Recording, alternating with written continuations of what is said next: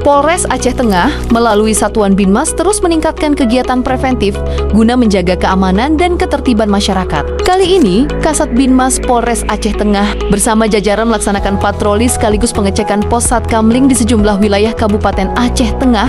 Dalam kegiatan ini, petugas tidak hanya memastikan kesiapan sarana dan prasarana pos, tetapi juga memberikan arahan kepada petugas ronda serta warga yang bertugas agar lebih aktif menjaga lingkungan pada malam hari. Pengecekan mencakup kelengkapan perlengkapan keamanan, buku mutasi ronda, hingga kesiapan warga dalam menghadapi potensi gangguan Kamtimas. Kasat Binmas menegaskan bahwa kehadiran pos Satkamling sangat penting sebagai garda terdepan dalam menciptakan situasi Kamtibmas yang aman dan kondusif. Ia juga mengajak masyarakat untuk terus meningkatkan peran serta dalam menjaga keamanan lingkungan karena tanpa dukungan masyarakat, tugas kepolisian tidak akan maksimal.